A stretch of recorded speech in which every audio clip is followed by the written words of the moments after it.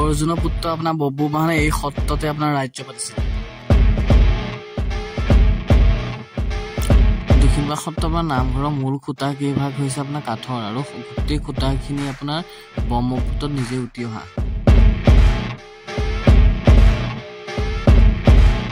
তাৰপিছত আপোনাৰ মহাভাৰতৰ যুধিষ্ঠিৰ মহাৰাজে ৰাজসূৰ্য যজ্ঞত উপাসনা কৰা যিভাগ মানে যাদৱ ৰায় মহাপ্ৰভু মূৰ্তি আছিলে ন, সেই মূৰ্তি এই সত্ৰ আপোনাৰ উপাসা দেৱতা হিচাপে মানে পূজা কৰা হয়। हाय फ्रेंड्स আমি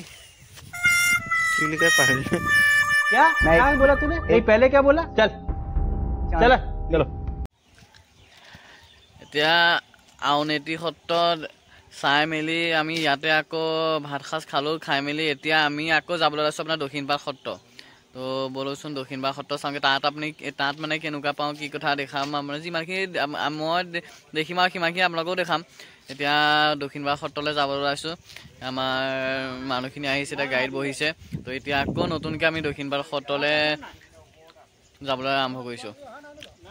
তো বহুতে আপোনালোকে ট্ৰেভেলিং কৰিছে আপোনালোকৰ নিজৰ পাৰ্চনেল বাইক বা গাড়ী লৈ, কিন্তু এনেকৈ আপোনাৰ ছুপাৰ বা বাছত এনেকৈ আপোনাৰ নিজৰ গাঁৱৰ বা চহৰৰ মানুহৰ লগত আত্মীয়ৰ লগত এনেকৈ আহি পোৱা নাই চাগে বহুতে। আৰু যিখিনিয়ে পাইছে সেইখিনি কমেণ্ট কৰিব কেনেকুৱা পাই আহি। এইটো আনন্দ মানে এইটো আপোনাৰ এইটো আমেজটোৱে বেলেগ, বহুত আনন্দ লাগে, বহুত ফূৰ্তি লাগে। ক'ত যাম এতিয়া? দক্ষিণপাট সত্ৰ। খানাটো খালে?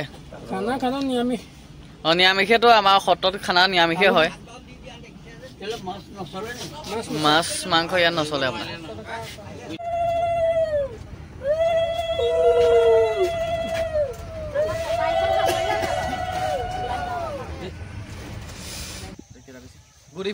Good evening friends. এতিয়া আপোনাৰ 3:43 হ'ল। আমি আউনীআটী সত্ৰৰ পৰা আহি পেলাই এতিয়া এই দক্ষিণপাট সত্ৰ পালোহি। এই আপোনাৰ দক্ষিণপাট সত্ৰ আপোনাৰ ফ্ৰণ্ট গেটখন পাইছোঁহি। এতিয়া আমি ইয়াৰ ভিতৰলৈ সোমাই যাওঁ, ব'লক আপোনালোকেও দেখাই যাওঁ, ময়ো চাই যাওঁ। তো দক্ষিণপাট সত্ৰৰ আমি গেটেদি এতিয়া সোমাবলৈ লৈছোঁ। কথাখিনি মন কৰিব, আপোনাৰ দক্ষিণপাট সত্ৰখন আছিলে আপোনাৰ ৰাজহুৰীয়া সত্ৰ। তাৰপৰা সত্ৰখনৰ প্ৰতিষ্ঠাতা আছিলে আপোনাৰ জয়ধ্বজ সিংহ। এই মানে 1584 চনত জয়ধ্বজ সিংহই শ্ৰী শ্ৰী বনমালী দেৱক আনি পেলাই এই সত্ৰখন প্ৰতিষ্ঠা কৰি শৰণ লৈছিল। তাৰপিছত আপোনাৰ মহাভাৰতৰ যুধিষ্ঠিৰ মহাৰাজে ৰাজসূৰ্য যজ্ঞত উপাসনা কৰা যিভাগ মানে যাদৱ ৰায় মহাপ্ৰভু মূৰ্তি আছিলে ন, সেই মূৰ্তিয়ে এই সত্ৰ আপোনাৰ উপাসা দেৱতা হিচাপে মানে পূজা কৰা হয়। এতিয়া শুনিব আপোনালোকে, মানে আপোনাৰ মহাভাৰতত উল্লেখ থকা মতে যেতিয়া মানে অৰ্জুনৰ পুত্ৰ ববু বাহনে এই সত্ৰখনৰ ওচৰতে মানে ৰাজ্য পাতিছিল আৰু তেওঁৰ পুত্ৰ চন্দ্ৰশাসে মানে দক্ষিণত পাঠ কৰাৰ বাবে এই সত্ৰখনৰ আপোনাৰ দক্ষিণপাট হ'ল। এতিয়া মাজুলী হ'ল আপোনাৰ ৰাসৰ বাবে বিখ্যাত, এইটো কথাটো আপোনালোকে সকলোৱে জানে।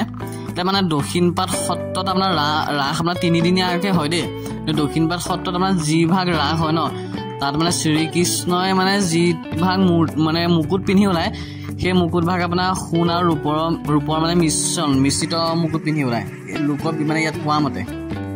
এতিয়া আপোনাৰ বৰ্তমান মানে এই সত্ৰৰ সত্ৰাধিকাৰজনৰ নাম হৈছে আপোনাৰ শ্ৰী শ্ৰী ননীগোপাল দেৱ গোস্বামী।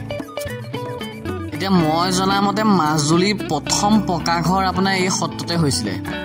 আৰু ইয়াত আপোনাৰ মানে বহুত পুৰণি দিনীয়া বহুত সম্পত্তি আছে, ধৰিছোঁ অলংকাৰ পুথি তামৰপত্ৰৰ পৰা ধৰি বহুতখিনি বস্তু আছে। এতিয়া আজি আমি মানে এইখিনি বস্তু ইমান চাবলৈ নাপালোঁ কাৰণে আপোনালোকে দেখাব নোৱাৰিলোঁ।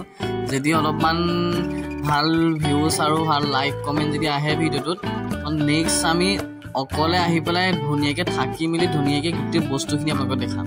আৰু ইয়াৰ এতিয়া এটা ডাঙৰ কথা হ'ল কি, এই ভাগ তাৰমানে যিভাগ মন্দিৰ দেখিছে ন, এই মন্দিৰভাগ মানে সম্পূৰ্ণ কাঠৰ খুটাৰে বনোৱা।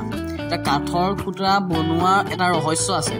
ৰহস্যটো হ'ল কি, ইয়াত যিখিনি আপোনাৰ খুটা আছে মানে এই এটা খুটাও মানে নিজে কিনি বা নিজে ক'ৰ পৰা অনা নাই।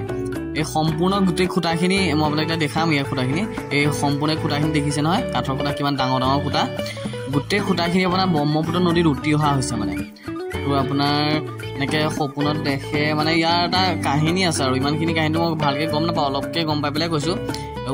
উটি আহি পেলাই ৰাস্তাত আপোনাৰ বেলেগে যদি ৰখাবও চাই মানে বেলেগে ধৰি কৰি বেলেগত ৰখালেও কৰিলেও ক'তো মানে খুটাভাগ ৰখাব নোৱাৰে। আহি পেলাই মানে দক্ষিণপাট সত্ৰৰ ওচৰত অট'মেটিক মানে ইয়াত ৰখি যায়। তাৰ পৰা ধৰি মেলি আনি মেলি ইয়াত আপোনাৰ নামঘৰ ভাগ মানে খুটা ভাগ ব্যৱহাৰ কৰিছে। ইয়াত যদি কেনেবাকে বাইচান্স কিবা খুটা বেয়া হয় বা কিবা হৈ যায় তেতিয়াও মানে সেয়া আপোনাৰ ব্ৰহ্মপুত্ৰ নদীতে উটি আহে। খুটা আকৌ নতুনকে কিনি বা বনাব কৰিব নালাগে। সেইটো এটা ডাঙৰ মহিমা আছে মানে ইয়াত, আৰু বহুত মহিমা থকা জেগা। ইয়াৰ বহুতখিনি বহুত দীঘলীয়া কাহিনী, আৰু এতিয়া মই ইমানখিনি নাজানো কাৰণে আপোনালোকক কোৱা নাই মই।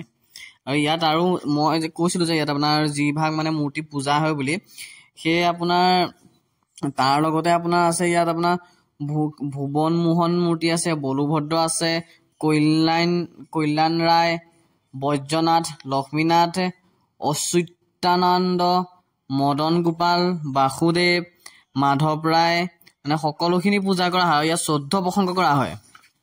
তো গাইজ মাজুলীৰ বিষয়ে মই সম্পূৰ্ণ ইতিহাস আপোনালোকক বুজাম, মানে দেখাম মানে। তো আপোনাৰ 36খন সত্ৰ আছে। মাজুলী কেনেকৈ সৃষ্টি হৈছিল, মাজুলীৰ বিষয়ে বহুতখিনি কথা আছে, কিন্তু এইবাৰ আহোঁতে ইমানখিনি ফুৰিবলৈ নহ'ব। তো সেইকাৰণে আপোনালোকে যিমান পাৰে ভিডিঅ'টো শ্বেয়াৰ কৰিব, মোক মৰম দিব। তো মই আকৌ তেতিয়া আহিম পাৰ্চনেলি, তেতিয়া আহি পেলাই গোটেইখিনি আপোনালোকক মই দেখাম। তো আজি ভিডিঅ'টো ইমানেই আছিলে, আৰু মোৰ চেনেলটো কিন্তু ছাবস্ক্ৰাইব কৰি দিবলৈ নাপাহৰিব দেই। ছাবস্ক্ৰাইব কৰিলে আকৌ এবাৰ লগ পাম বুলি আশা থাকে। এতিয়া আপোনাৰ আজিলৈ ইমানতে সামৰণি মাৰিছোঁ। ধন্যবাদ, বাই বাই, জয় অসম। আৰু মোৰ লগতে বেল আইকনটো টাচ কৰি দিব। ছাবস্ক্ৰাইব বটনৰ ছাইডতে আছে, দেখিছে নহয় আপোনালোকে।